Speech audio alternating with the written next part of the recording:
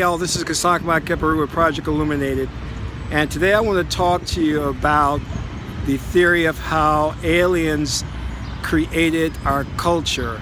There's this idea going around that's being proselytized by those on the lecture circuit, these so-called scholars, who are talking about how in the ancient time aliens visited us.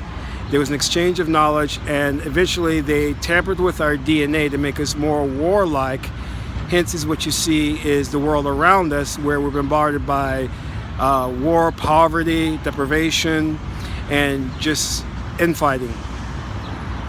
I want to clearly state this, and most of this is coming from their interpretation of things like the hieroglyphics, the pictorial representations that they are seeing.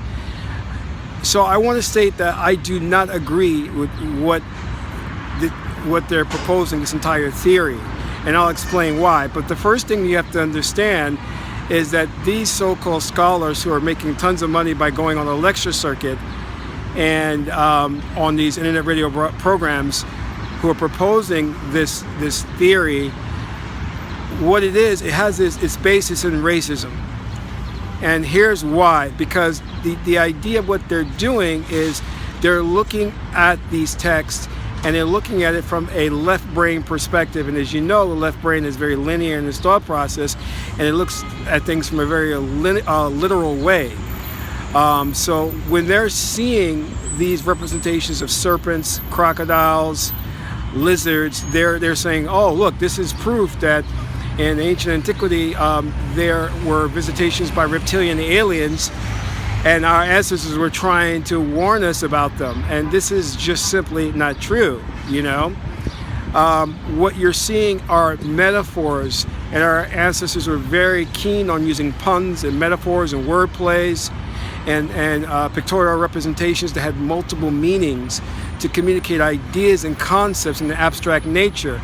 So what you're seeing there is them trying to communicate these principles of how maybe the reptilian brain functions in our world and in our culture, and not necessarily that there are reptilian aliens, And the reason that these so-called scholars are basing their assertions on is because they're going around the world and they're looking at, in most cultures, they're seeing the same representation: the serpent, the crocodile, the lizard, and they're saying that there's this common theme or this thread that's going on between Chinese culture, Egyptian culture, African culture, Mayan culture.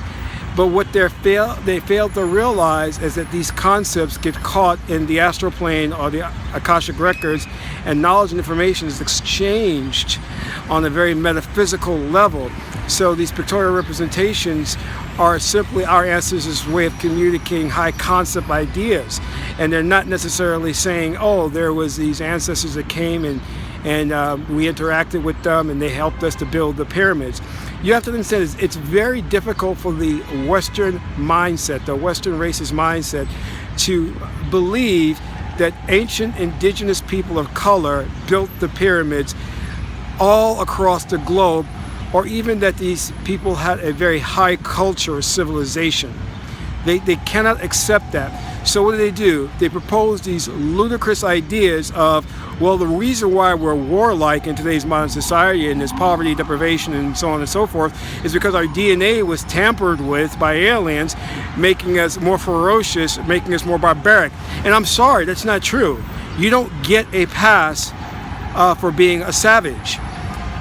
You got to take a responsibility, and you have to hold yourself accountable for that. People of indigenous cultures across the planet, primarily people of color, have been persecuted because of their knowledge and wisdom. Some of these people have been eradicated off the face of the earth. Look at what happened to the Australian Aborigines. Look at what happened to the African continent. Most of these people would come in contact with European civilizations, met with almost extinction, met with beyond what we today know as the Holocaust, in terms of how many people have lost their lives due to contact with Europeans.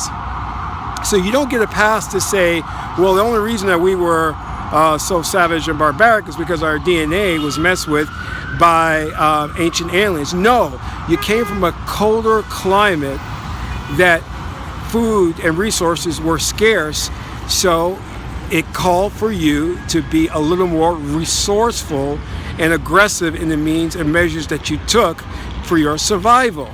Stop trying to get out of that fact and stand up and be men and women and hold yourselves accountable for what you have done to the planet and what you have done to indigenous people across the globe. Stop trying to attribute this to alien modification of your DNA or hybrid aliens mixed with humans, all this crazy stuff that's coming out. Now, let me just caveat that by saying I am not in any way discounting the fact that there could have been alien visitation, that we could have had exchange of information with aliens. But what I am saying is that these people, again, calling themselves scholars who are reading the ancient texts and the sacred Medu Neter and misinterpreting that information, which is allegorical, and saying, oh, this is verifiable proof that the pyramids were built by aliens, or at least the indigenous people, the Africans, were given this knowledge and wisdom from the aliens, and that's how they were able to accomplish all of these great engineering feats. It's total bullshit. So this has to stop, and these people are making money by going on, again, the lecture circuit, speaking at these internet broadcast radios, writing these books, and basically what they're doing is they're disparaging our culture, as if these people or our people weren't smart enough to have a high culture. And we know specifically that there was this transition from the right brain thinking or holistic brain thinking that merged the right and the left to predominantly left brain thinking.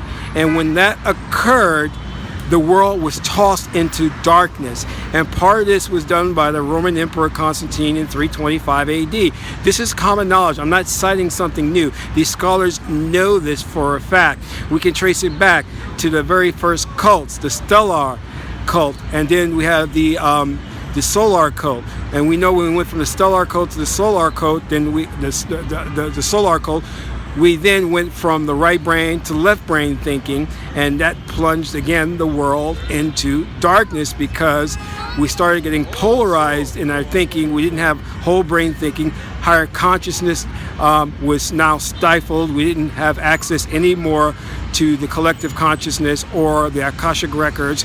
So all of these things transpired to bring us to where we are today.